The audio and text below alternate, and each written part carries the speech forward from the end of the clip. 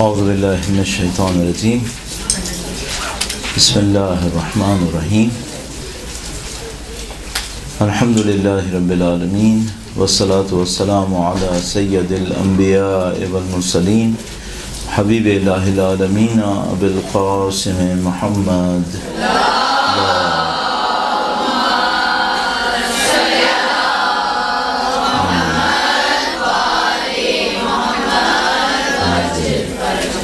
وعلى آلہ الطیبین الطاہرین سیما بقیۃ اللہ فی الارضین قال اللہ تعالی فی کتابہ الکریم بسم اللہ الرحمن الرحیم ونريد أن نمن على الذين استضعفوا في الأرض ونجعلهم أئمة ونجعلهم الوارثين.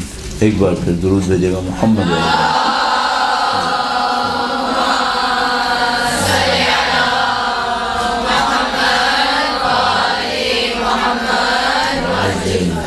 پروردگار عالم کا انتہائی شکر ہے، انتہائی احسان ہے، اس نے ہمیں اپنے دین کی معرفت نصیب فرمائی، قرآن اور اہل بیت اطہار علیہ السلام کی مودت، ان کی رہنمائی سے ہمیں سرفراز فرمایا۔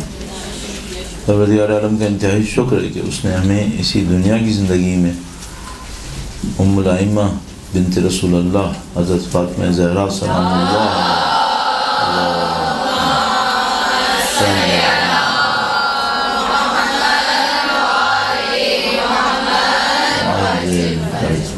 کے چاہنے والوں میں سے قرار دیا۔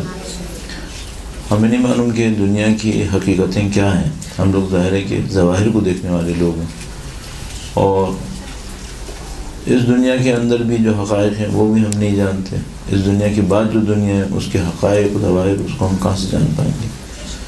لیکن روایات نے بیوی کے چاہنے والوں کو ایک خوشخبری دی۔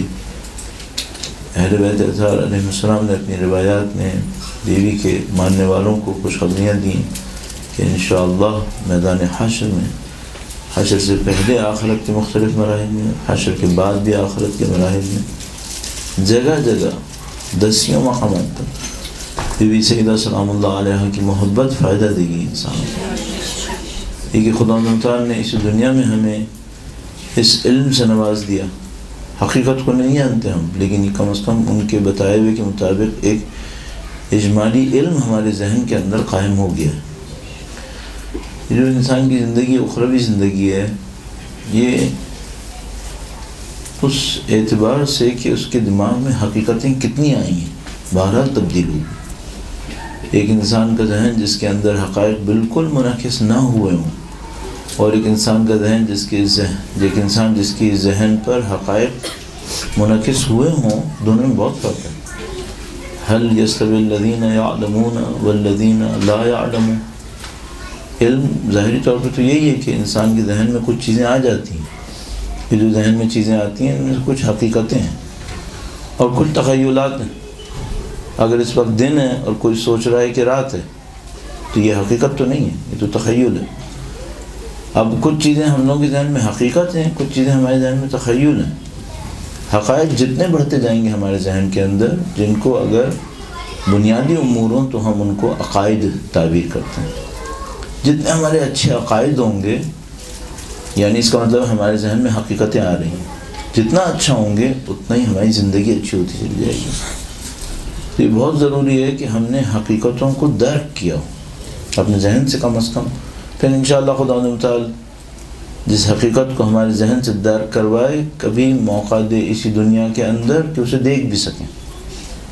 نہیں یہاں دیکھ پائے، آخرت میں موقع دے گا کہ ہم جا کر ان حقیقتوں کو آخرت میں دیکھ لیں گے۔ تو مثلا بیوی کی عظمت ایک حقیقت ہے، یہ حقیقت کم از کم لفظ میں ہمارے ذہنوں پر آ گئی ہے، الحمدللہ۔ یہ حقیقت شاید خدا ہمیں موقع دے کہ ہم مرنے سے پہلے اسی دنیا کے اندر کچھ مشاہدہ کر سکیں۔ نہ ہوا وہ موقع تو انشاءاللہ آخرت میں خدا تعالی اسے دیکھنا نصیب کرے گا۔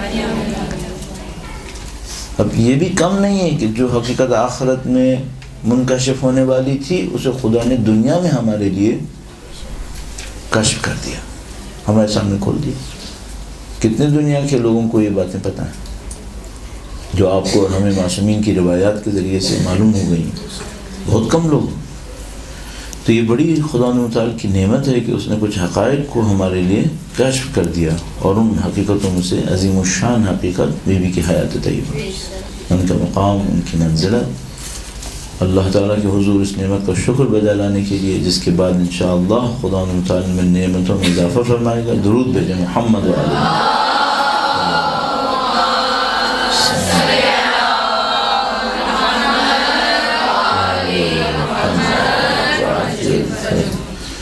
اب اگر ہم یہ بات بھی جانتے ہیں کہ خدا متعال نے یہ جو نعمتیں ارسال فرمائی ہیں ہادی کی صورت میں، ہدایت کی صورت میں، رہنما کی صورت میں، ان کو ظاہر پیروی کے لیے ارسال فرمایا کہ ہم پیروی کریں۔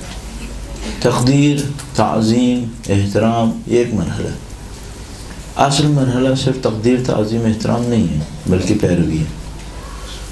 تو اس کے پیچھے ہم پیروی کس طریقے سے کریں، اور ان معصومین کی ہستیوں کے پیچھے وہ کہنا چاہیے، اگر اس کو ہم آرکیٹیکٹس کی زبان میں کہیں تو وہ بلو پرنٹ ہے جس کے اوپر اس کائنات کو بن جانا چاہیے تھا۔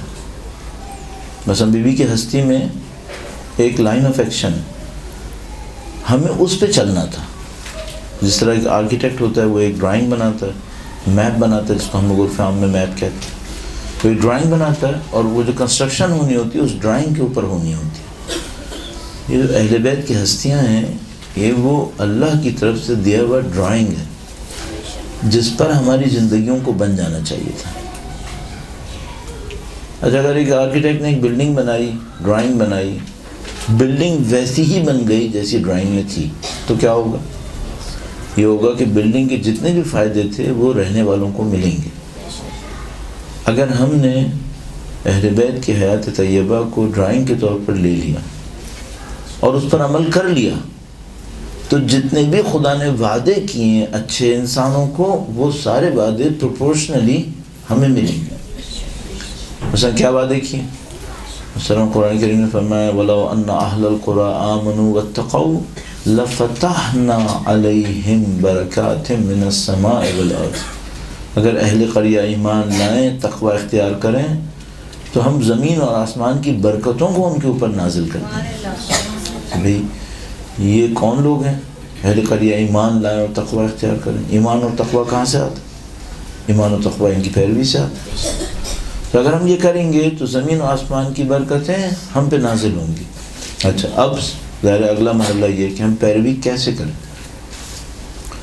3-4 درجات ہیں، اور ظاہر ہے کہ ہم بیوی کی خاص ہستی کے عنوان سے بھی ان درجات کو دیکھنا چاہیں گے کہ تاکہ ہم سمجھ میں آئے گی۔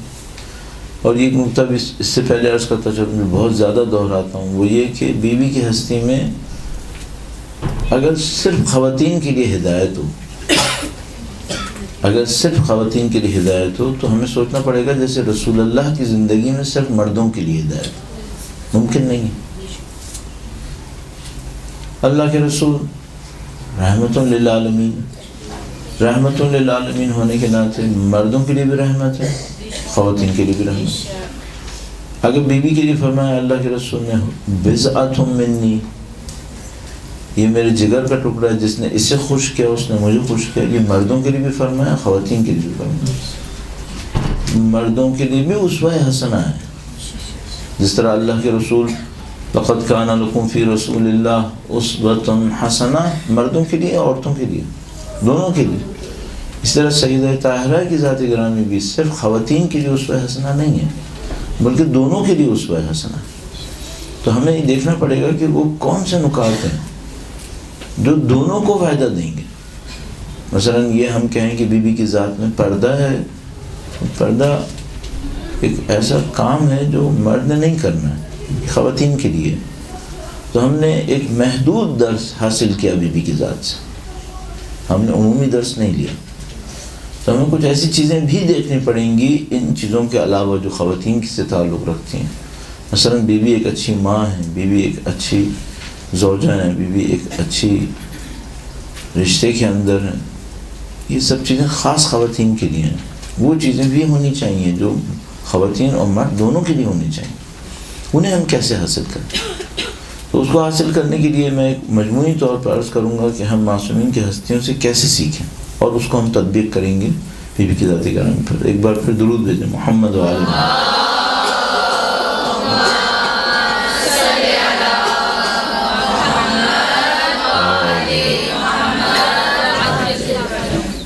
آپ نے دیکھا ہوگا کہ ہم میں سے بہت سارے لوگ ہوں گے جن کو اہل بیت کا کوئی شاید قول یاد نہ ہو، لیکن واقعات یاد ہوں گے. واقعات یاد ہوتے، اقوال بعض اوقات یاد نہیں ہوتے. مثلا اگر میں آپ سے کہوں کہ بھئی مولا ساتویں امام کا کوئی واقعہ سنائیں، آپ سنا سکیں گے. اگر میں آپ سے کہوں کہ 2 روایتیں سنائیں، شاید آپ کے ذہن میں نہ ہو. صحیح، ہم لوگوں کے ذہن میں واقعات رہ جاتے ہیں، شاید اقوال نہیں رہتے. اب ایک بات پوچھنی پڑے گی، یہ جو واقعہ تاریخ میں ہوا ہے 1400 سال پہلے، کہ ہم وہ واقعہ دہرا سکتے ہیں؟ ظاہر ہے کہ نہیں. بے عینے جیسے انہوں نے کیا ویسے کر سکتے ہیں؟ وہ بھی نہیں کر سکتے. مثلا بی بی کے دروازے پر مدینہ میں 1400 سال پہلے ایک فرد آیا مانگنے کے لیے. نہ ہم مدینہ میں، نہ ہم 1400 سال پہلے، نہ واقعہ دہرا سکتے ہیں. اچھا اگر کوئی شخص ہمارے گھر پہ مانگنے آ گیا، کیا یہ وہی واقعہ ہے جو ادھر ہوا تھا؟ نہیں، وہ واقعہ تو نہیں ہے، بہت فرق ہے. نہیں وہ بندہ وہ بندہ ہے، نہیں یہ گھر وہ گھر ہے. تو یہ جو واقعات ہمیں یاد ہوتے ہیں، یہ کس لیے یاد ہوتے ہیں؟ اس سے ہمیں کیا کرنا چاہیے؟ تو ہم کہتے ہیں کہ بھئی واقعات صرف واقعے کو یاد کرنے کے لیے نہیں ہوتے، واقعے کے پیچھے ایک درس ہوتا ہے، وہ درس سیکھنا ہوتا ہے. ٹھیک ہے، بس خود واقعہ اہم ہے، لیکن واقعہ را میٹیریل ہے. اس را میٹیریل کے اوپر کچھ کام کر کے اسے کچھ اور بنانا پڑے گا. آپ کوئی ایسے ہی جیسے آپ کے ہاتھ میں کوئی گندم دے دے، گندم کا خوشہ تو آپ نہیں کھا سکتے. اس گندم میں سے آپ نے دانے نکالنے ہیں، پھر دانے کو آپ نے کرش کرنا ہے، پھر اس کو چکی میں یا کسی الیکٹرانک یا دستی چستی میں پسے گا، پھر آٹا نکلے گا. وہ آٹا بھی آپ نہیں کھا سکتے. پھر آٹے کے اوپر پروسیسنگ ہوگی، اس سے مثلا کوئی روٹی بنے گی، کوئی کیک بنے گا، کوئی چیزیں بنیں گی، پھر وہ آپ کھانے کے قابل ہوں گے. واقعات تکرار نہیں کیے جا سکتے. واقعے سے تھوڑا سا آگے بڑھنا پڑے گا. کیسے بڑھیں؟ اس سے پروسیسنگ کریں. اس کے اوپر پروسیسنگ کریں تو کیا کریں؟ اس میں سے درس نکالیں. وہ درس نکالیں جس کے اوپر میں اور آپ 1400 سال کے بعد بھی عمل کر سکیں. صحیح. اب ہمارے یہاں زیادہ تر جو کام ہوتا ہے معاشرے کے اندر، وہ صرف واقعات سنانے کا کام ہوتا ہے، درس کا کام نہیں ہوتا. اچھا ان میں سے بہت سارے واقعات ایسے ہیں جو معجزے ہیں، اصل ان کو تو کچھ بھی نہیں کر سکتے ہم اگر ہم اس سے درس نہ نکالیں. خود اہل بیت اطہار واقعات کے پیچھے بعض اوقات عیناً بتاتے تھے کہ درس کیا ہے. واقعات بعض اوقات ہوتا، کوئی واقعہ پیش آتا تھا، خود نہیں فرماتے تھے اس کے پیچھے درس کیا ہے، انسانوں کو سوچنا پڑتا تھا. بعض اوقات واقعہ ہوتا تھا، خود فرماتے تھے درس کیا ہے. مثلا مولا تشریف فرما ہوئے خیبر کے میدان میں در خیبر کو اکھاڑ کے پھینک دیا. ایک واقعہ ہے، واقعہ اعجاز اور معجزہ ہے اس کے اندر. بالکل ہے، اعجاز اور معجزہ ہے. کیا میں اس پہ تکراری عمل کر سکتا ہوں؟ نہیں. اس سے مجھے درس کیا لینے، یہ مجھے سوچنا پڑے گا. اب ایک اور واقعہ سناتا ہوں. مولا تشریف فرما ہوئے ظاہراً کوفہ تشریف فرما ہوئے، مولا چھٹے امام، درود بھیجے گا ان کی ذات.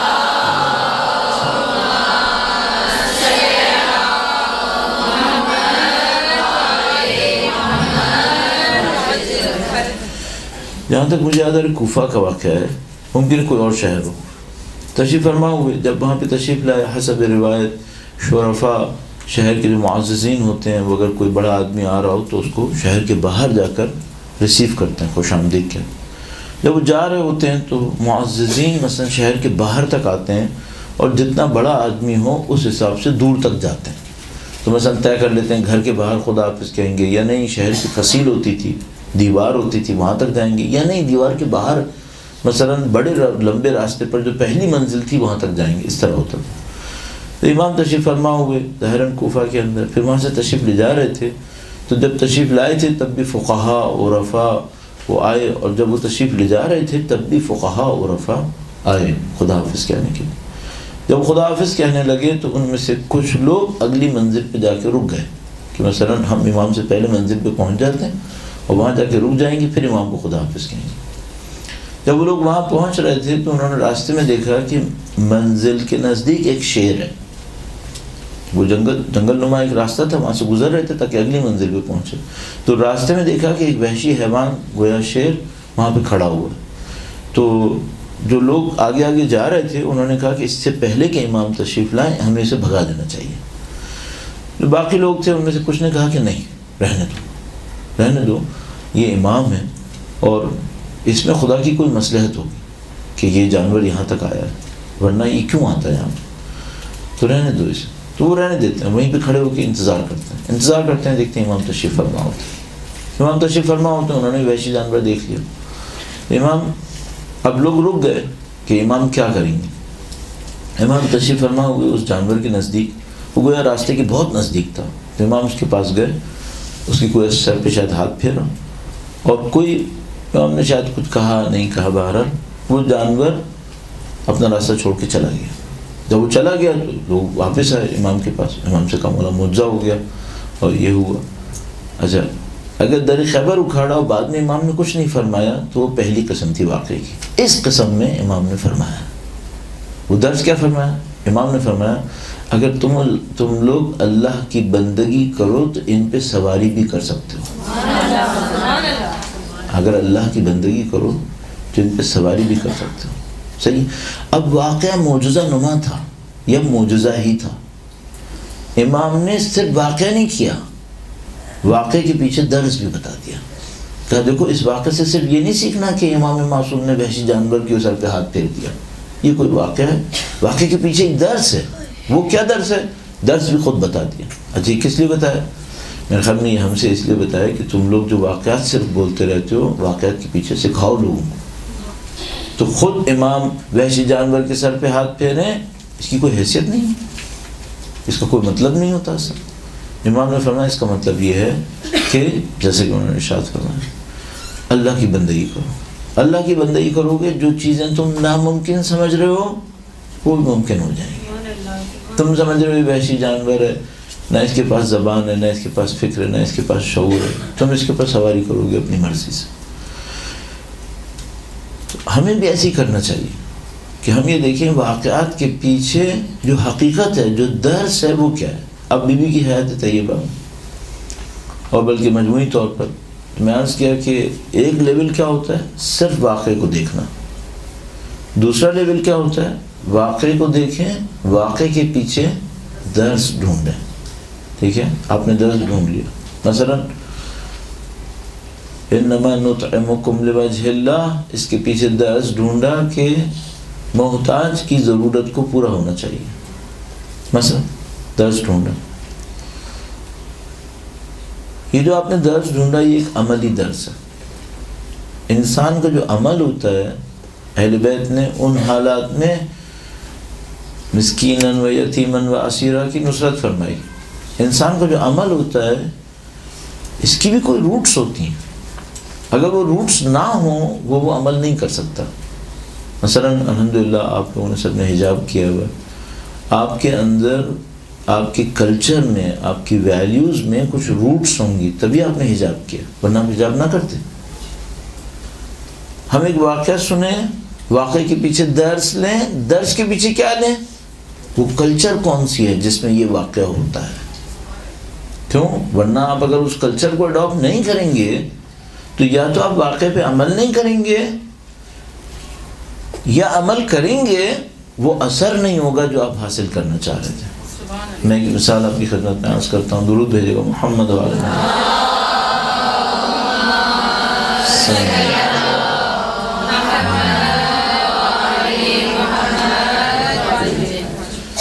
اللہ نے قرآن کریم میں ارشاد فرمایا اقیموا الصلاۃ۔ اللہ کے نبی نے متعدد دفعہ اپنی زندگی میں مثلا ارشاد فرمایا کہ صلو کما اصلی، جس طرح میں نماز پڑھتا ہوں تم لوگ نماز پڑھو، طریقہ وہ کرو جو میں کرتا ہوں۔ صحیح، مسلمانوں نے اڈاپٹ کیا، کچھ نہ کسی طریقے سے، کچھ نہ کسی طریقے سے نماز پڑھ۔ بس ایک واقعہ ہوا کہ نبی نے نماز پڑھی، ہم نے اس واقعے کو اختیار کر لیا کہ ہم نے بھی نماز پڑھی۔ صحیح، اچھا ہم نے جو نماز پڑھی یہ وہی ہے جو اللہ کے نبی نے نماز پڑھی؟ حقیقت میں نہیں، ظاہر میں شاید وہی ہے، انشاءاللہ وہی، حقیقت میں ہے یا نہیں بہت مشکل ہے۔ اچھا کیوں؟ بھئی ان کا ایک وجود ہے جس وجود سے یہ عمل صادر ہوا ہے، وہ نفسانی وجود ہمارے پاس نہیں ہے۔ اچھا کیا ہم نے یہ نہیں سنا کہ بہت سارے لوگ ہوتے ہیں جو دنیا میں ظلم بھی کر رہے ہوتے ہیں، نمازیں بھی پڑھ رہے ہوتے ہیں؟ بہت ہیں۔ اصل مشہور ہے یہ جو ایران میں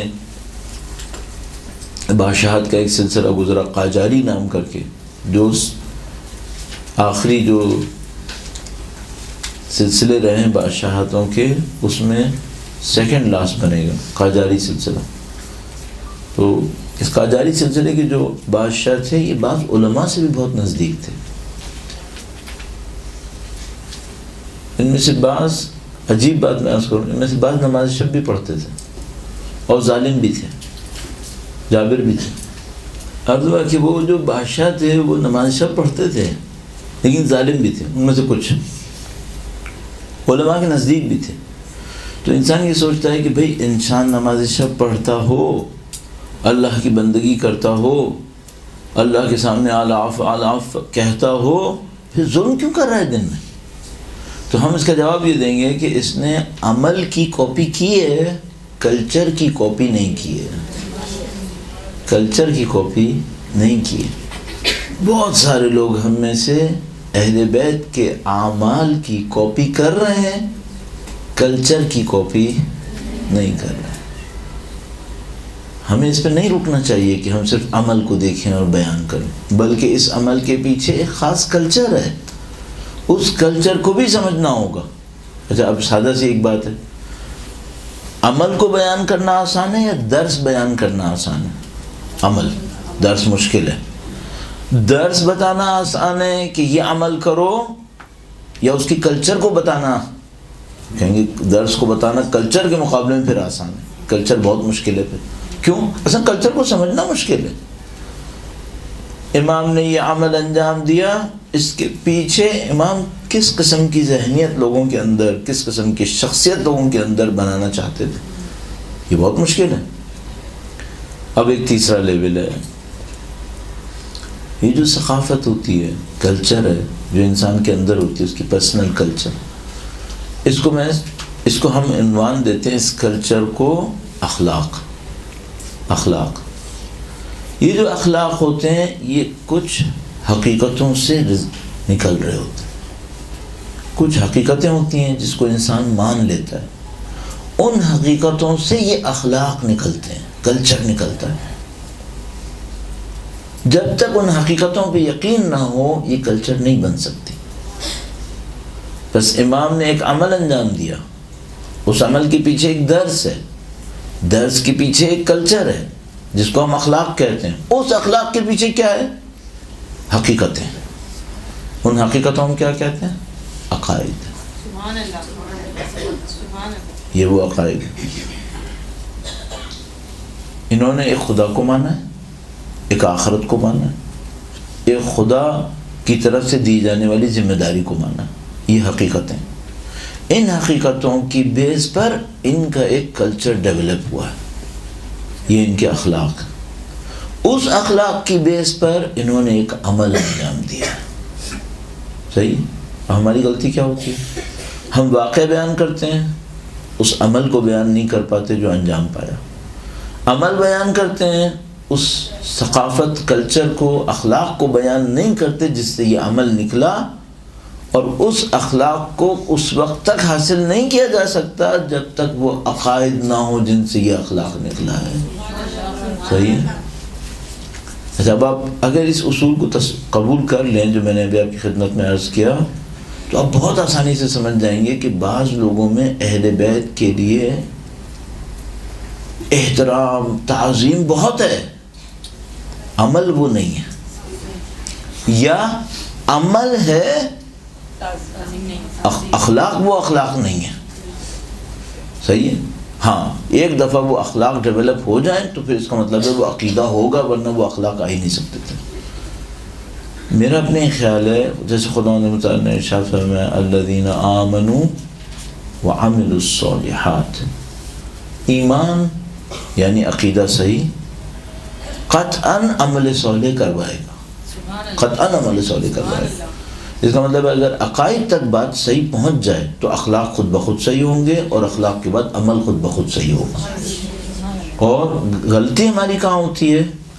ہم پیچھے جانے میں یا واقعہ دیکھتے ہیں، درس نہیں دیکھتے، درس دیکھ لیتے ہیں، ثقافت نہیں سیکھتے. ثقافت سیکھنے تو اس کا مطلب ہے پھر عقیدہ ہوگا، ورنہ وہ ثقافت کے عقیدے کے بغیر آ ہی نہیں سکے گی. صحیح ہے. اب ہم اس کو تطبیق کرتے ہیں، اب ہم اس کو امپلیمنٹ کرتے ہیں، اور امپلیمنٹ ایک سادہ سے واقعے سے کرتے ہیں، مشہور و معروف واقعہ. درود بھیجے گا محمد و آل محمد.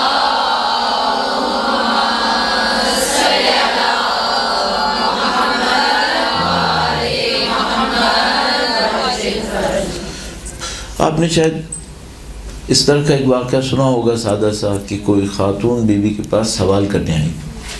انہوں نے سوال کرنا شروع کیا، ان کے سوالات کچھ لمبے ہوئے. جب سوالات سنا نہیں ہوئے تو انہوں نے بیوی سے معذرت کی. ایک دفعہ معذرت کی کہ میں ایک اور سوال پوچھوں. انہوں نے فرمایا پوچھو. پھر انہوں نے دوبارہ معذرت کی.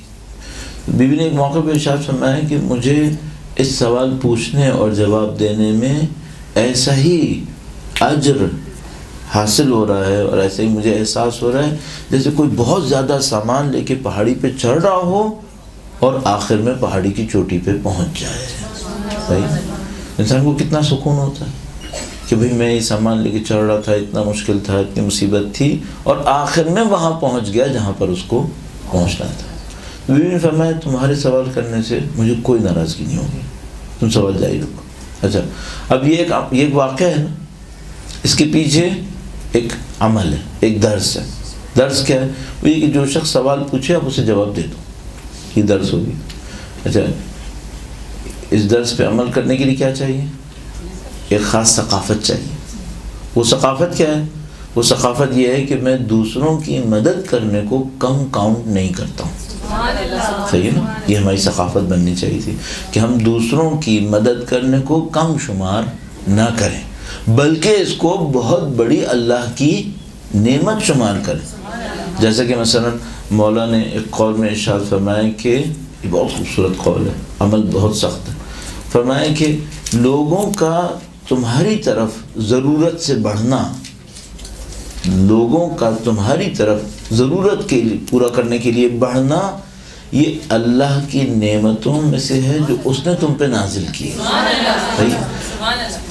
تم غمزدہ ہو کر اس سے پریشان ہو کر اللہ کی نعمت کو دور نہ کر دینا. صحیح. کچھ لوگ ہماری طرف بڑھ رہے ہیں اپنی مدد حاصل کرنے کے لیے، ضرورتوں کو پورا کرنے کے لیے. اچھا، جب ان کا رش لگا ہم گھبرا گئے کہ بھئی میں کیا کیا کروں، اور ہم نے کہنا شروع کر دیا کہ میں کتنی مشکلات پالوں، میں کتنا کر سکتا ہوں، کہاں تک کر سکتا ہوں. ٹھیک ہے. اس کے بعد امام فرمایا تم یہ جو کہہ رہے ہو نا، اس کا مطلب کیا ہے؟ تم خدا سے کہہ رہے ہو خدا نعمتیں نہ بھیج، میں نہیں اٹھا سکتا. صحیح ہے، تمہارے پر نعمتیں نہیں آئیں گی، لیکن یہ نعمت کس نے روکی ہے؟ تم نے روکی. صحیح ہے. اچھا، اب دیکھیے بیوی کا ایک عمل تھا، اس عمل کے پیچھے ایک درس تھا کہ لوگوں کی مدد کرنی چاہیے. اس درس کے پیچھے ایک کلچر ہے، وہ یہ کہ ہم لوگوں کی مدد کرنے کو کم شمار نہیں کرتے بلکہ اس کو بہت عظیم الشان شمار کرتے ہیں. اس کے پیچھے ایک عقیدہ ہے. عقیدہ کیا ہے؟ عقیدہ یہ ہے کہ بہرحال دنیا ہمیشہ باقی نہیں رہے گی، ایک آخرت ہے. اس دنیا اور آخرت کا ایک بہت گہرا تعلق ہے. جو کچھ اس دنیا کے اندر ہے وہ آخرت کو تعمیر کر رہا ہے یا برباد کر رہا ہے. صحیح. اگر کسی کو اس عقیدے پر یقین نہ ہو تو کیا وہ یہ ثقافت بنا پائے گا کہ انسانوں کی مدد کرنا عظیم الشان کام ہے؟ نہیں. کیا وہ انسانوں کی مدد کرنے کے لیے وہ قربانیاں دے پائے گا؟ نہیں. صحیح. اچھا، ممکن ہے کہ وہ اس عمل کو جبرن کاپی کر لے، یہ ہو سکتا ہے. ایک آدھ دفعہ کے لیے جبرن کاپی کر لے کہ کسی نے پوچھا، ضرورت کے لیے بڑھا اور اس نے بھی کر ڈالا، لیکن اس ثقافت کے ساتھ نہ ہوا تو اس کو وہ اجر نہیں ملے گا. کاپی کر لے گا ممکن ہے ایک آدھ دفعہ، لیکن ثقافت چاہیے. صحیح. اب آپ اور میں ہمیشہ ان کی زندگی میں اس کو ڈھونڈتے رہے. اچھا جب ہم نے یہ کر لیا تو پھر ایک اگلا کام ہمارے سامنے آئے گا، وہ میں آپ کی خدمت میں عرض کرتا ہوں. درود بھیجے گا محمد و آل محمد.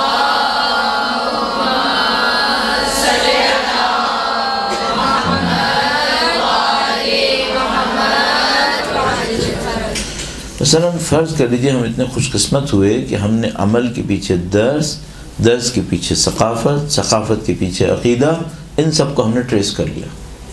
اچھا اب ہمارا کام کہاں سے شروع ہوگا؟ ہمارا کام یہاں سے شروع ہوگا اس کو جانچنے پر کہ ہم اس عقیدے میں کتنے پختہ ہیں جس عقیدے کے نتیجے میں یہ عمل نکلا تھا. کتنے پختہ ہیں اس عقیدے میں. اسی طرح سوال آئے گا کہ بھئی ایک خاص ثقافت کے تحت، اخلاق کے تحت انہوں نے یہ عمل انجام دیا تھا، شاید میں عمل دہرا لوں، وہ اخلاق میرے اندر آئے ہیں یا نہیں آئے. صحیح. یہ سوال ہمیں بار بار اپنے آپ سے کرنے پڑیں گے. اور میرا اپنے خیال ہے کہ یہاں سے ہماری یہ پرابلم سولو ہوگی کہ بعض اوقات کیوں ہم ظاہر میں تو ان کو کاپی کر پاتے ہیں لیکن باطن میں کاپی نہیں کر پا رہے. وہ اثر ہمیں نصیب نہیں ہو رہا جو ان کے راستے پر چلنے کے نتیجے میں ہمیں مل جانا چاہیے تھا. اب میں اس کی تطبیق ایک اور جگہ پہ کرنے کی کوشش کرتا ہوں اور یہ تھوڑا سا سخت رہے گا لیکن اس کو کوشش کرتے ہیں. درود بھیجے گا محمد و آل محمد.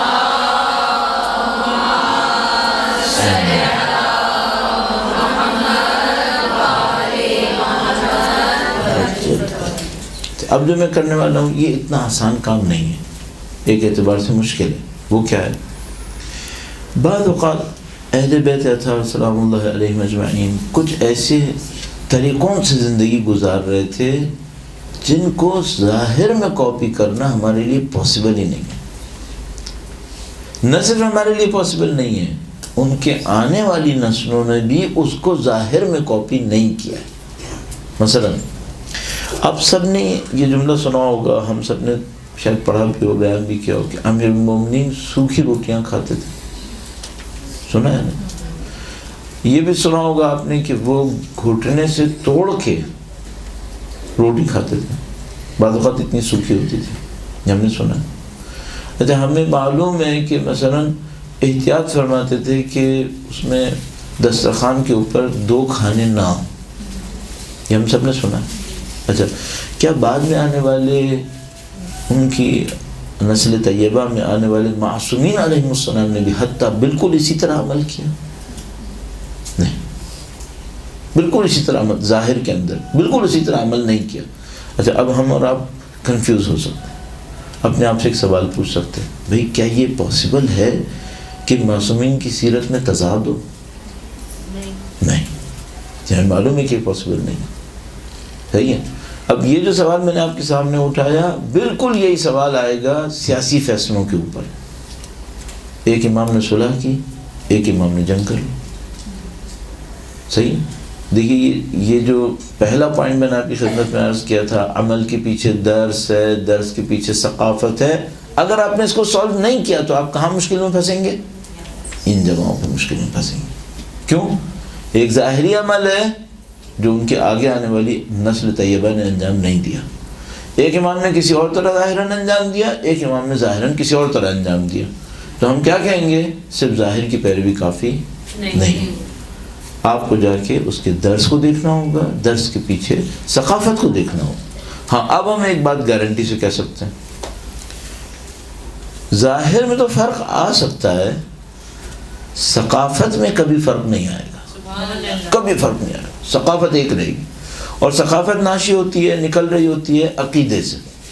اور کیوں ثقافت میں فرق نہیں آئے گا؟ چونکہ سب کا عقیدہ ایک ہی عقیدہ ہے، سب کا عقیدہ ایک ہی ہے، سب کی پرسنالٹی ایک ہی ہے، سب کے فیصلہ کرنے کے اصول ایک ہیں، سب کا زمانے کو جانچنے کا طریقہ کار ایک ہی ہے، سب کچھ ایک ہے.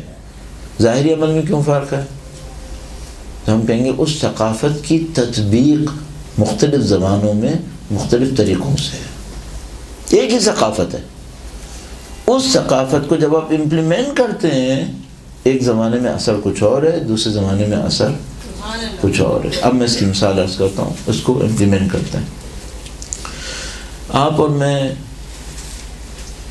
مولا امیر المومنین کے ہم میں سے زیادہ تر لوگ تقریباً سبھی کوفہ میں امیر المومنین کے گھر کی زیارت کر چکے ہیں. ہم میں سے اکثر لوگ جو ہم نے وہ گھر دیکھا ہے، وہ گھر ہم لوگوں کے گھروں کے مقابلے میں کمرے کی مثلا بڑے ہونے کے حساب سے بہت چھوٹے، بہت ہی چھوٹے. اچھا، بیوی کے گھر میں جو مدینے میں تھا، کم و بیش ہمیں پتہ ہے کہ اس گھر کے اور اس کمرے کے اوضاع و احوال کیا تھے. شاید ہم میں سے جو کوئی غریب ترین بھی ہو تو اس کے گھر میں بھی اس سے حالت بہتری تھی. قبول ہے یا نہیں؟ قبول ہے. خود جو بی بی کا گھر تھا یا مولا امیر المومنین کا گھر تھا، اگر باقی ائمہ کے گھروں سے اس کا مقابلہ کریں، مقابلہ صحیح نہیں ہوگا. ہم تو خیر چھوڑ ہی دیں. تو ہم اس کا حل کیا ہے، کیا نکالیں گے، اس کو کیوں اس طرح سے دیکھ رہے ہیں؟ تو ہم یہ کہیں گے کہ بھائی وہ ایک گھر ہے، یہ ایک عمل ہے، اس عمل کے پیچھے ایک درس ہے. درس کیا ہے؟ مادہ پرستی مت کرو. اس مادہ پرستی کے نہ کرنے کے پیچھے ایک ثقافت ہے. وہ کیا ہے؟ دنیا پرستی کی مذمت ہے، دنیا پرستی مضمون ہے. جب ہم ثقافت کہتے ہیں تو اس میں مین پارٹ کیا ہوتا ہے؟ کیا کرنا اچھا ہے، کیا کرنا برا ہے. کیا کرنا اچھا ہے، کیا کرنا برا. اچھا اور برا یہ ثقافت اور اخلاق کی نشانی ہوتی ہے. تو اس کے پیچھے ایک ثقافت ہے، وہ یہ کہ دنیا پرستی اچھی چیز نہیں ہے، دنیا پرستی کی مذمت. یہ جو آپ نے کہا دنیا پرستی کی مذمت، دنیا پرستی اچھی چیز نہیں ہے، اس کی تطبیق مولا امیر المومنین کے زمانے میں کیا تھی؟ وہ گھر تھا. اس کی تطبیق مولا چھٹے امام کے زمانے میں کیا تھی؟ ان کا گھر تھا. آج کے دور میں کیا ہوگی؟ جج کرنا پڑے گا. آج کے دور میں اس کی تطبیق کیا ہوگی؟ اب ہمیں دیکھنا پڑے گا کہ وہ کون سے گھر ہوں گے، یا وہ کیسے گھر بننے چاہیے، کیسی زندگی ہونی چاہیے جس میں ہم یہ کہیں اس میں دنیا پرستی نہیں ہے. صحیح ہے. تو آپ عمل کاپی نہیں کر پائیں گے، لیکن کیا آپ کو کاپی کر لینا چاہیے؟ ثقافت، اخلاق کو کاپی کریں. اب مثلا بیوی کے جہیزیے میں جو کچھ تھا وہ آپ کو معلوم ہے. جس کو نہیں بھی پتا، اردو میں مثلا نقوش عصمت مولانا علامہ ذیشان جوادی سوال اللہ مقاموں کی کتاب میں دیکھ لیں. صحیح ہے. کوئی ہے یہاں پہ جس کے جہیز میں یہ ہو؟ پاسبل نہیں، پاسبل نہیں ہے نا. تو ہم کیا کہیں گے؟ عمل میں 100% کاپی نہ بھی کرو. یہ دیکھو پیچھے ثقافت کیا تھی. ثقافت کیا تھی؟ مثلا ہم کہیں گے ثقافت یہ تھی کہ جو انتہائی ضرورت تھی زندگی میں اس کو پورا کر لو. ایک آدھ کوئی چیز ایسی بھی کہ جس سے تمہیں کوئی سہولت مل جائے، آسائشوں پہ مت جاؤ، آسائشوں پہ مت جاؤ. اب اس کی تطبیق امیر مومنین کے زمانے میں ایسے ہوئی، اس کی تطبیق باقی آنے والے ائمہ کے زمانے میں ایک اور طریقے سے ہوئی. آپ کے اور میرے زمانے میں کس طرح سے ہوگی، اس کو ہمیں جج کرنا ہوگا. یہ وہ مشکل کام ہے جو ہمارے سامنے آتا ہے. مثلا کوئی ہم سے پوچھتا ہے ان کے جہیزیے میں یہ تھا، ہم بھی اپنی بچیوں کو وہی دیں جہیز میں. تو ہم کہتے ہیں نہیں، وہاں سے ایک درس حاصل کرو. وہ درس کیا حاصل کرو؟ وہ یہ کہ مثال کے طور پر آپ نے اپنے بچوں کو دنیا کی آسائشیں نہیں دینی. ٹھیک ہے، ضروریات کو پورا کرو، سر ضروریات کو پورا کر لو، کچھ سہولتیں بھی دے دو، لیکن دنیا کی آسائشوں کو مت دو. ٹھیک. اب اس کے پیچھے ایک اور درس لوں گا میں. وہ کیا ہے؟ دنیا زینت کا ذریعہ نہیں بننی چاہیے. انہوں نے دنیا کو وسیلے سے زیادہ اہمیت نہیں دی کبھی. حتیٰ جب بیوی کے گھر سے بڑے گھر میں رہے، مثلا مولا امیر المومنین سوکھی روٹی کھاتے تھے، ان کے فرزند کا بڑا دسترخوان تھا، کیا سب کو سوکھی روٹی کھلاتے تھے؟ نہیں. تو جو مولا امیر المومنین کھاتے تھے وہ دوسروں کو کیوں نہیں کھلاتے تھے؟ تو خود امیر المومنین کا اصرار تھا کہ میں امام ہوں، میری ذمہ داری کچھ اور ہے. صحیح.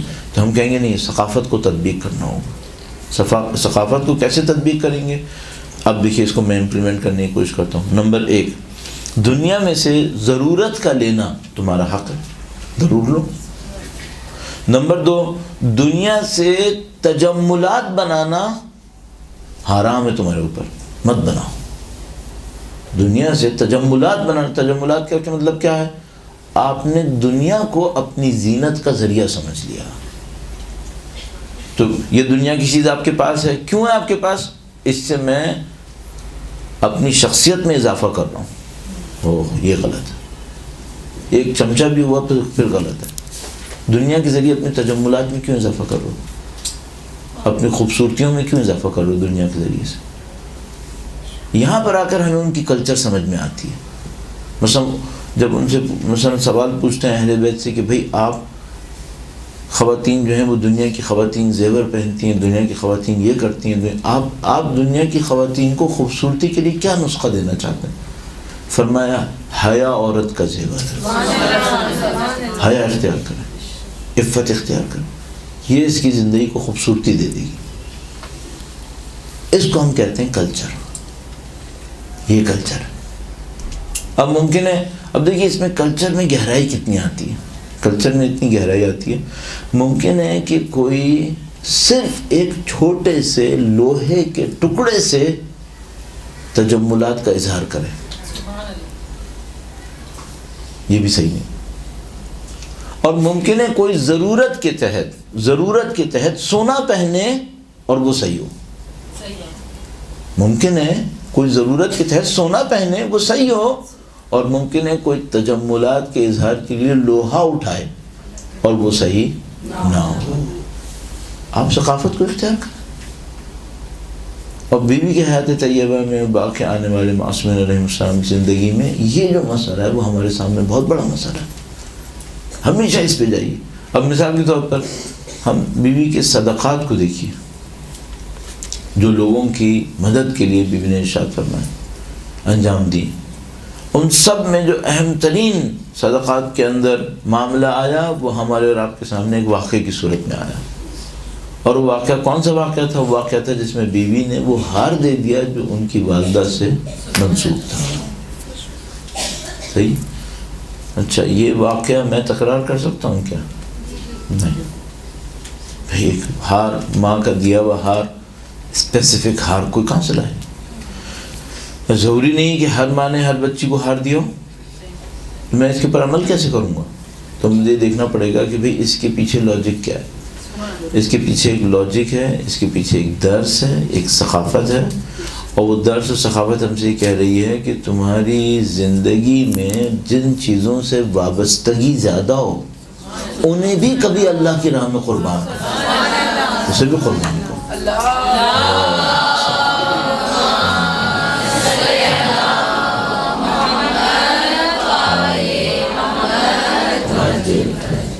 اب مجھے دیکھنا پڑے گا کہ بھئی میری زندگی میں جن چیزوں سے میری وابستگی ہے، اٹیچمنٹ ہے، چاہے اٹیچمنٹ کی روٹ صحیح ہوں. بیوی اپنی والدہ سے اٹیچ تھیں، روٹس غلط ہیں کیا؟ نہیں. بیوی کی والدہ نے ان کو ایک ہار دیا تھا. ہار بظاہر دنیا کی ایک چیز ہے، لیکن چونکہ ماں سے اٹیچمنٹ کا ایک نشان تھا، یہ غلط نہیں ہے. یہ غلط نہیں. کس چیز نے ہمیں یہ بتایا کہ یہ اٹیچمنٹ غلط نہیں ہے؟ اس نے بتایا کہ جب اس ہار کو بھی اللہ کی راہ میں دینا پڑا تو دے دیا. یہ اٹیچمنٹ غلط نہیں تھا. اگر خدا نہ کرے نعوذ باللہ تعالی ہم یہ سوچتے کہ میرے پاس ایک چیز ہے، گفٹ ہے میرے والد سے، ایک میری شرعی ذمہ داری آئی کہ یہ گفٹ میں دوں اور میں نہیں دے رہا، اب غلط ہے. اچھا اب دیکھیے یہ اصول آپ نے بنا لیا نا، یہ ثقافت بن گئی.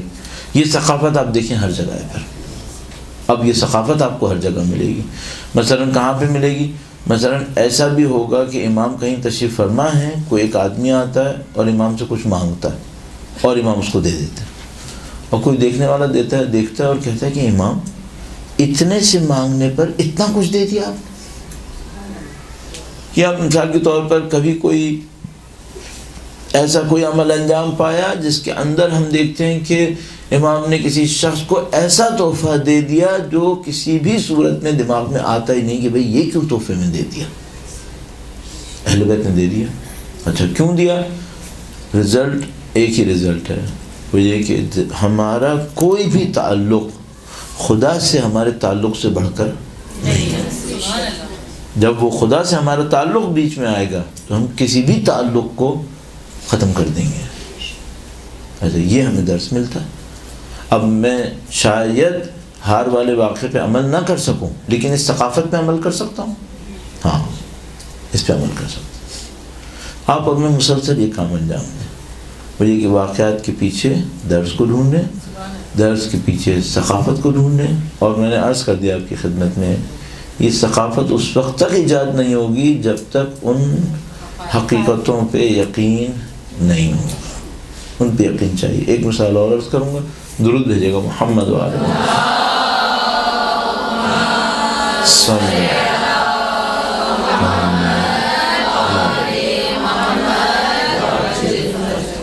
اب تھوڑا سا دیکھیے, ہم نے جو پریکٹس کی اس میں تھوڑا سا ایک سخت پوائنٹ آیا بیچ میں, اس کو کیسے سالو کیا جائے اس کو سالو کیا. اب ایک اور پوائنٹ ہے, وہ ایک اور ٹپیکل سخت پوائنٹ. وہ کیا ہے؟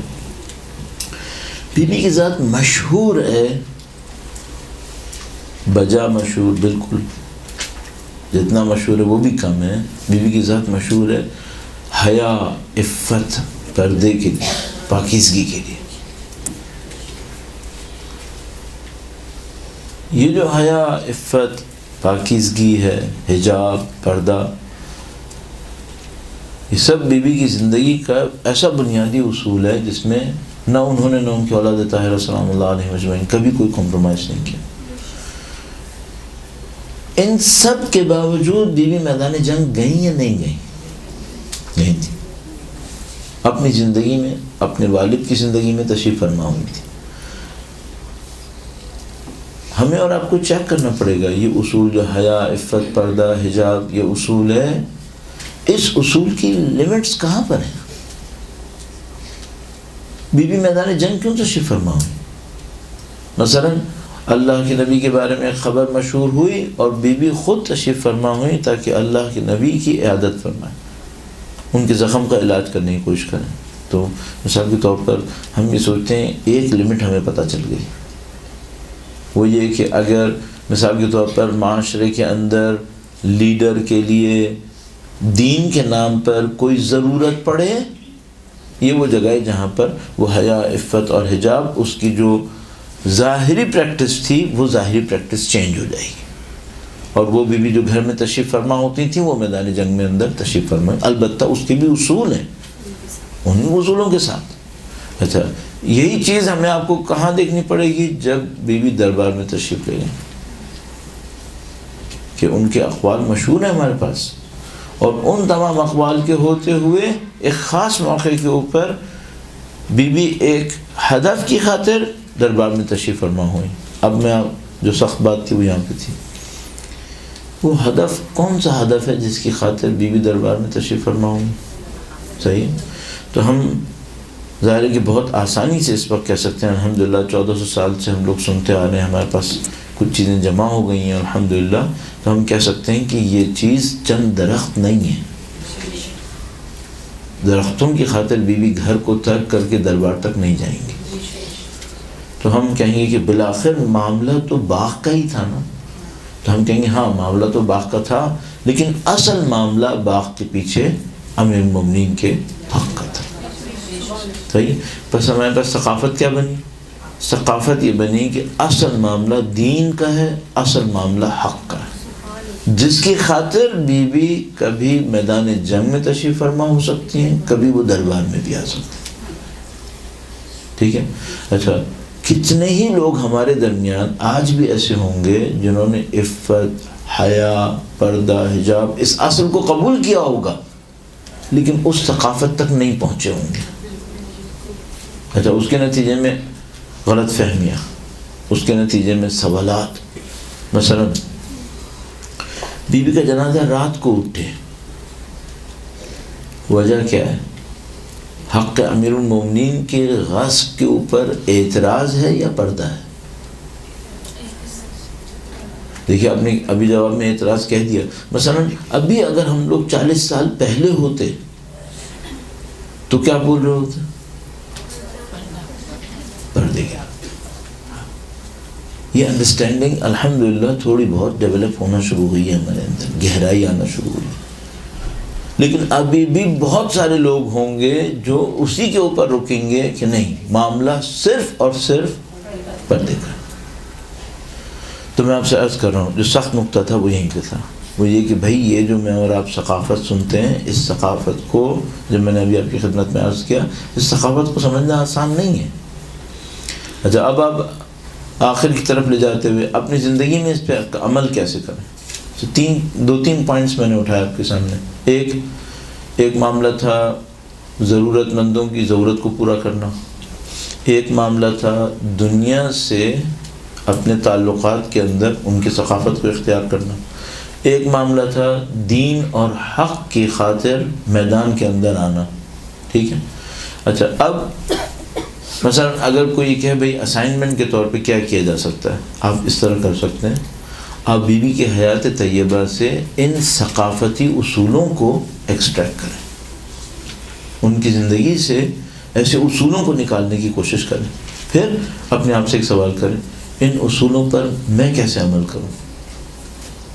آپ واقعات پہ عمل نہیں کر سکتے، واقعات تکرار نہیں ہوں گے آپ کے لیے، ثقافت وہی رہے گی، اس ثقافت پہ آپ کو عمل کرنا ہے۔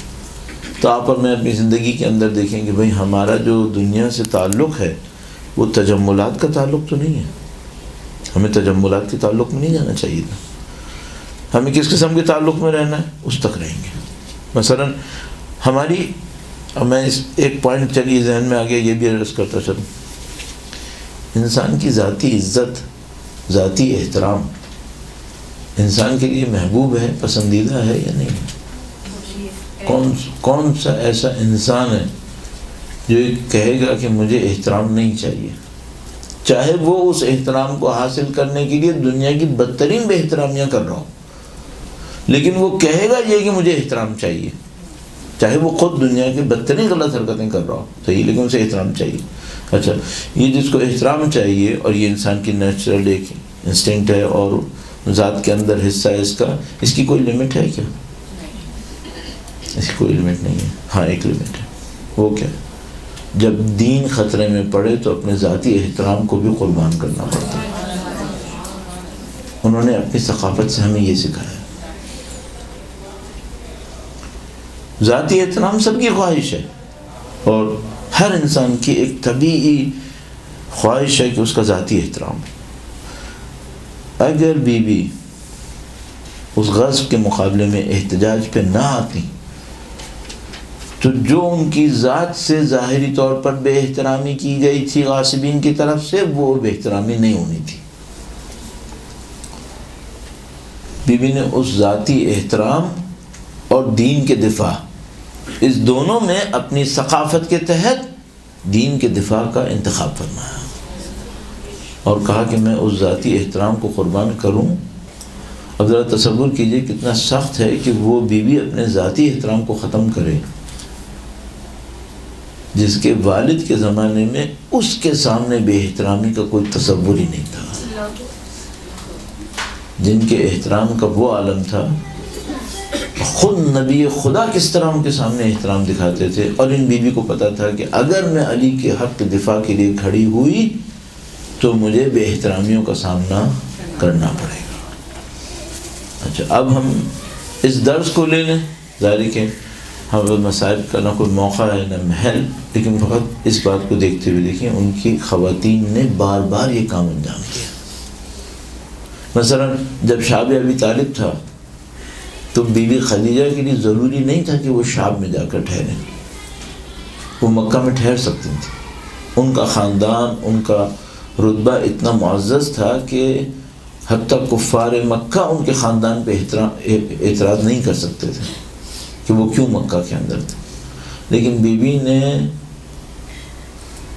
خاندان نبوت کے ساتھ تعلق اور اپنے ذاتی احترام کے مقابلے میں ذاتی احترام کو قربان کیا اور خاندان نبوت سے تعلق کو اختیار کر لیا، پہلا عمل۔ حتیٰ اس ازدواج کے وقت بھی ایسے ہی تھا۔ پھر بی بی سیدہ سلام اللہ علیہ نے والد کے انتقال کے بعد اپنے ذاتی احترام اور دین کے دفاع کے مقابلے میں اس ایکویشن میں دین کے دفاع کو اختیار فرمایا اور اپنے ذاتی احترام کو ظاہری طور پر قربان فرمایا۔ یہی عمل بی بی زینب سلام اللہ علیہ نے انجام دیا۔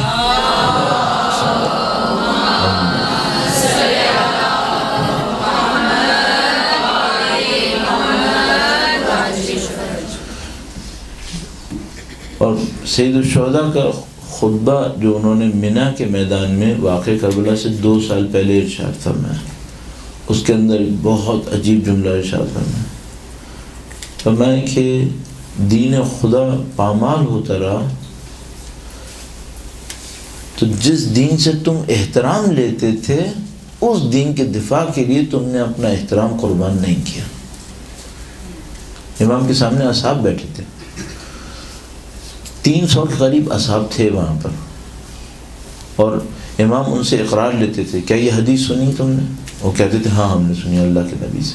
اس کے بعد ایک موقع پہ ان کو ڈانٹا اور ان سے کہا کہ تمہاری آنکھوں کے سامنے دین خدا پامال ہوتا رہا، اور تمہیں صحابی رسول ہونے کے ناطے معاشرہ احترام دیتا تھا۔ کیوں احترام دیتا تھا؟ کیونکہ تمہارا دین سے ایک تعلق تھا۔ تم احترام تو لیتے رہے، لیکن جب دین خدا تمہارے سامنے پامال ہو رہا تھا تم اس کے دفاع کے لیے آگے نہیں آئے۔ کیوں آگے نہیں آئے؟ اپنے ذاتی احترام کو قربان نہیں کر سکتے تھے۔ ہم میں سے کچھ لوگوں کے ساتھ یہ ہو جاتا ہے، ہم کسی جگہ کے اوپر نہیں پڑھ پائیں گے اگر ہم نے فلاں غلط کام پر اعتراض اٹھایا، اس موقع کے اوپر ہم سلیکٹ کیا کریں؟ ایک طرف سے ہمارا ذاتی احترام ہے، ایک طرف سے ہمارے دین کا دفاع ہے، تو نعوذ باللہ تعالیٰ میں ذاتی احترام کو سلیکٹ کر لوں اور دین کے دفاع کو نعوذ باللہ تعالیٰ ترک کر دوں۔ کون سی ثقافت ہوئی بھائی؟ البتہ ظاہر ہے کہ اس کا مطلب میں نہیں کہہ رہا کہ آپ ہر وہ کام کریں جس سے آپ کا ذاتی احترام ختم ہو جائے، نہیں، ہرگز، ظاہر ہے کہ یہ قانون نہیں ہے، ذاتی احترام مقدس ہے۔ انسان کو شریعت جو ہے وہ غیر مانوس لباس پہننے سے بھی منع کرتی ہے کہ بھئی کیوں ایسے لباس پہن رہے ہو جس سے تمہارے لوگ مڑ مڑ کے دیکھیں گے اس نے کیا پہنا ہوا ہے۔ ذاتی احترام کو شریعت اہمیت دیتی ہے، لیکن جب وہ ذاتی احترام دین کے دفاع کے مقابلے میں آتا ہے پھر اہمیت نہیں دیتی۔ میں آپ سے کہا آخری پوائنٹ، ایک پوائنٹ اور میرے ذہن میں آتا ہے، وہ بھی میں آپ کی خدمت میں عرض کروں، اور وہ کیا ہے؟ بہت بالکل بلنڈلی، کیونکہ وقت بھی بہت کم، وہ ہے خداوند متعال کے ساتھ وہ تعلق جو بیوی نے ہمیں سکھایا ہے۔ خدا سے تعلق کیسا ہونا چاہیے؟ میں نے آپ کی خدمت میں عرض کیا تھا، ہم عمل دہرا لیتے ہیں، ثقافت نہیں دہرا پا رہے۔ تو ممکن ہے کہ کوئی شخص بیوی کی دی ہوئی تسبیح کو پڑھے اور اس ثقافت کو بھول جائے جو اس تسبیح کے پیچھے ہے۔ ممکن ہے کوئی شخص بیوی کی دی ہوئی دعاؤں کو پڑھے اور ان دعاؤں کے پیچھے اس ثقافت کو اختیار نہ کرے جو بیوی نے ارشاد فرمائی ہے۔ آپ اور میں ہمیشہ اس بات کی کوشش کریں کہ ہم اپنی زندگی میں عمل کو بھی اختیار کریں اگر پاسبل ہے، ثقافت کو اختیار کریں، ثقافت کے پیچھے اس عقیدے کو سمجھیں، اور انشاءاللہ اپنی زندگی کو اس راستے پر لے کے چلنے کی کوشش کریں۔ یہ جو بیوی کی زندگی میں غیر معمولی سخت حالات پیش آئے، اور ان تمام سخت حالات میں بیوی نے تمام مصائب کو برداشت کیا اور اپنے دین کے دفاع کی اور امیر المومنین کی دفاع کی ذمہ داری کو انجام دیا، یہ سب چیزیں اور ایسی تمام چیزیں جو اہل بیت کی زندگی میں جگہ جگہ آتی ہیں، کہ خداوند متعال کے ساتھ انتہائی ذاتی تعلق کے بغیر قطعاً ممکن نہیں۔ انسانوں میں اتنی طاقت نہیں ہے کہ وہ خداوند متعال سے تعلق کے بغیر یہ ساری مشکلات جھیل سکیں، اور امیر المومنین کی مثال ظاہر ہے ہم سب کے سامنے بہت واضح ہے۔ آپ کو اب ان سب کو میں اگر جمع کرنے کی کوشش کروں، آپ کو ان کے دیے ہوئے صدقات کے راستے پہ چلنا ہے، آپ ان کی طرح دین کے دفاع کے لیے کام کرنا چاہتے ہیں، آپ چاہتے ہیں ان کی طرح انسانوں کی نصرت کریں، کچھ بھی کریں، جو بنیادی ترین عنصر ہوگا وہ یہ ہوگا کہ بھئی آپ کا خدا سے تعلق کن بنیادوں پر ہے۔ جب اس میں اگر کوئی عملی بات اور اس میں صرف اضافہ کرنے کی خاطر، وہ یہ ہے کہ اگر آپ روزانہ کی بنیادوں پر خدا کے سامنے کھڑے نہیں ہو رہے، خدا کے سامنے گڑ گڑا نہیں رہے، تو میرا اپنے خیال ہے کہ ممکن ہی نہیں ہے کہ آپ ان کی ثقافت کی پیروی کر سکیں گے۔ آپ کو ان کی طرح خداوند متعال کے حضور اپنی تنہائیوں میں گڑ گڑانا ہوگا۔ اگر یہ نہیں کریں گے، نعوذ باللہ اسے کم سمجھیں گے، نہ آپ حق کے لیے قربانی دے سکیں گے، نہ ان کی طرح دنیا کی پستیوں سے بچ سکیں گے، نہ انسانوں کی نصرت کر پائیں گے۔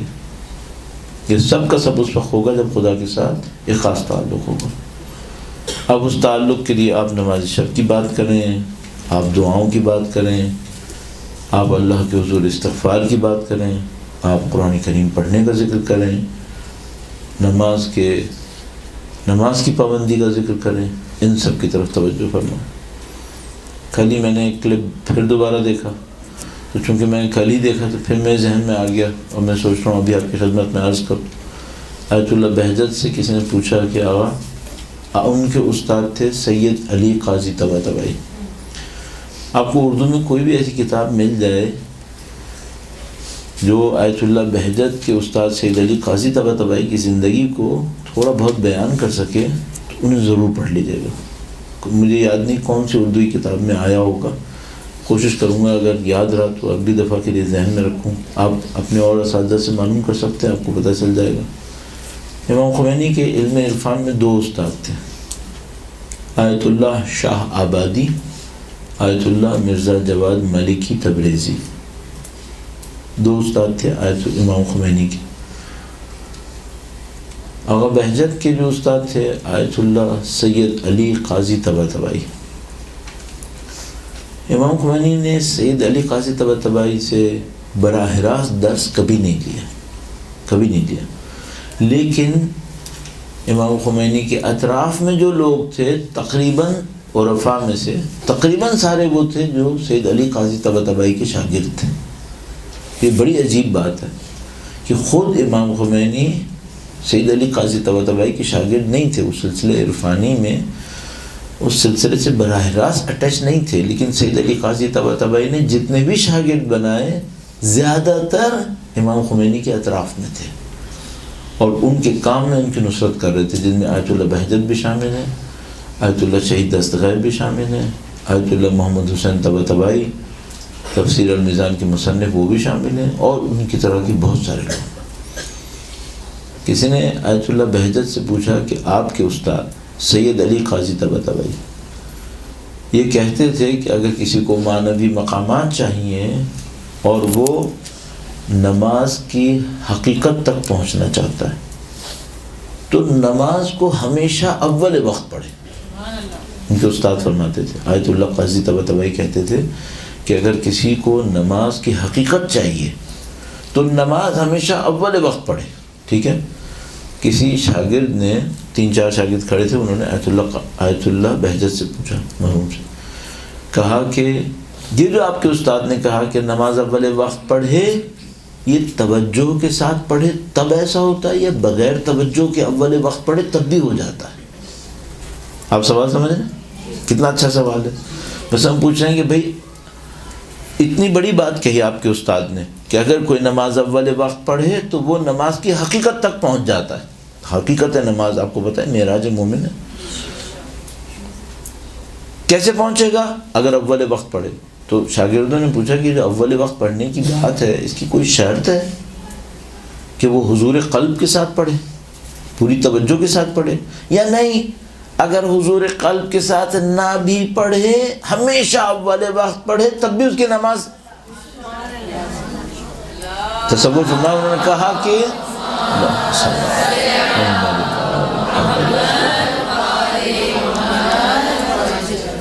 انہوں نے کہا کہ حضور قلب کے ساتھ نہ بھی پڑھے، نہ بھی ہو حضور قلب کے ساتھ، اول وقت پڑھنے کی عادت اختیار کر لے، بس کام ہی آسان ہو گیا۔ البتہ مجھے معلوم ہے ابھی بھی آسان، بہت آسان نہیں ہوا ہے، اول وقت پڑھنا مشکل کام ہے، لیکن دیکھیں اس اعتبار سے کتنا آسان ہو گیا۔ اور انہوں نے پھر تشریح میں کہا کہ نہیں اگر کوئی حضور قلب کے ساتھ نماز پڑھتا ہو تو وہ تو استاد پر یہ اعتراض کر سکتا ہے کہ بھئی میں نے تو خود ہی حاصل کر لیا تھا، آپ نے مجھے کیا دلایا؟ حضور قلب تو میں لے آیا تھا نا، حضور قلب لانا کوئی آسان کام ہے؟ بہت مشکل کام ہے۔ تو وہ استاد پہ اعتراض کر سکتا ہے کہ بھئی حضور قلب تو میں ویسے ہی لے آیا تھا، پھر آپ نے مجھے کیا دیا؟ تو انہوں نے کہا نہیں، اس کا مطلب یہ ہے کہ حتیٰ اگر حضور قلب نہ رکھتا ہو لیکن اپنی زندگی میں بس اتنا طے کر لے کہ میں ہمیشہ اول وقت پڑھوں گا۔ ہم نے کبھی خدا نے توفیق دی تھی، امام خمینی کی نماز کے بارے میں واقعات کا ایک بکلیٹ دیکھا تھا، ترجمہ کیا تھا۔ ان واقعات میں ایک عجیب واقعہ تھا، ان کی نماز اول وقت ہوتی تھی، اس کے واقعات لکھے تھے نماز کے بارے میں، اور اس میں کچھ واقعات تھے جن کا تعلق اول وقت سے تھا، وہ بہت نفیس واقعات تھے۔ اور وہ جو اس میں جو واقعات تھے، میں 2-3 بہت تیزی سے عرض کرتا ہوں۔ اس میں سے ایک واقعہ یہ لکھا تھا کہ انقلاب سے پہلے وہ فرانس میں تھے اور پتہ نہیں کتنے نیوز چینلز ان سے انٹرویو لینے کے لیے آئے ہوئے تھے، اور اس زمانے میں لائیو براڈ کاسٹ بہت کم ہوتی تھی۔ اب ظاہر 79 سے پہلے کی بات ہے، 79 سے پہلے لائیو براڈ کاسٹ بہت کم تھی، پتہ نہیں کیا کیا ایکوپمنٹ انوالو ہوتے تھے، تب کہیں جا کے لائیو براڈ کاسٹ ہوتی تھی۔ تو پتہ نہیں کتنے چینلز ان کے سامنے آئے فرانس میں تاکہ ان کی لائیو براڈ کاسٹ کریں، اور اس کے ارینجمنٹ میں کافی دیر لگ گئی۔ جب سب کچھ تیار ہو گیا تو وہ اپنی جگہ سے اٹھے اور جانے لگے۔ تو کسی نے ان سے کہا کہ آغا، یہ جو موقع آپ کو ملا ہے یہ سالوں کے بعد ملا ہے، اور اب دوبارہ یہ لوگ جمع ہوں یہ نہیں ہونے والا، صحیح؟ آپ یہاں پر اپنا بیان ارشاد فرمائیں۔ انہوں نے فرمایا نہیں، نماز کا ٹائم ہے، میں نماز پڑھوں گا۔ اگر آدھا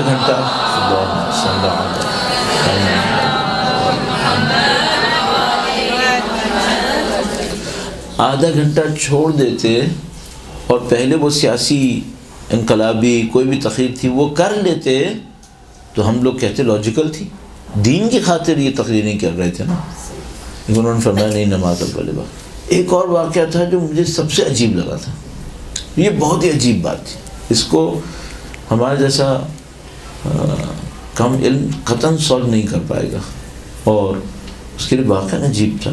بس اس واقعے میں لکھا تھا کہ ایک دفعہ نماز داخل ہوئی، نماز کا وقت داخل ہوا، آقا نماز پڑھنے کے لیے کھڑے ہوئے، سجدگاہ نہیں تھی، تو ایک کاغذ لیا، کسی نے ان سے کہا کہ آقا رک جائیے، میں نیچے سے سجدگاہ لے کر آ رہا ہوں۔ کہا نہیں، میں نماز شروع کر رہا ہوں، تم بعد میں لے آؤ۔ کاغذ پہ سجدہ کیا، اول وقت مس نہیں کروں، میں اپنے ذہن میں 10 ایکسکیوز بناؤں گا 5 منٹ انتظار کرنے کے لیے، اس خاطر میں اس جگہ نہیں پہنچ پا رہا۔ یہ مشکل ہے ہم لوگ، ثقافت کو کاپی کرنا آسان کام نہیں، ثقافت کاپی کرنا بہت مشکل ہے۔ انشاءاللہ پروردگار آپ ہم سب کو اہل بیت کے راستے پر چلنے کی سعادت نصیب فرمائے۔ ہم لوگوں کی زندگی میں کچھ مادی مشکلات بھی ہیں، ہم لوگوں کی زندگی میں کچھ معنوی مشکلات بھی ہیں۔ خدا سے دعا کرتے ہیں، خدایا بحق سیدہ طاہرہ سلام اللہ علیہ ہماری تمام مشکلات کو برطرف فرما، خدایا دین اور آخرت میں ان کی ہمراہی نصیب فرما، دنیا اور آخرت میں ان کی ہمراہی نصیب فرما۔ پروردگار سے دعا کرتے ہیں، خدایا اس دنیا میں ان کی ہدایت اور اس دنیا میں ان کی شفاعت ہم سب کو نصیب فرما۔ ان کے نام کے صدقے میں جو بے گناہ جیلوں کے اندر ہیں ان کو آزادی اور رہائی نصیب فرما، جو زندگی میں جسمانی اور روحانی بیماریوں سے دوچار ہیں، خدایا بحق سیدہ طاہرہ ان بیماریوں سے شفا نصیب فرما، خاص کر ہماری روحانی بیماریوں سے ہمیں شفا نصیب فرما۔ خدایا بیوی کے نام کے صدقے میں، ان کی قربانیوں کے صدقے میں سید و سردار مولا اور آقا امام آخر الزمان کے ظہور میں تعجیل فرما، ہمیں ہماری نسلوں کو ان کی نصرت کی سعادت نصیب فرما اور ان کی نصرت کی راہ میں شہادت نصیب فرما۔ ربنا تقبل منا انك انت السميع العليم بجاہ محمد وآلہ الطاہرین برحمتك يا ارحم الراحمين وصلى الله على محمد وآله الطاهرين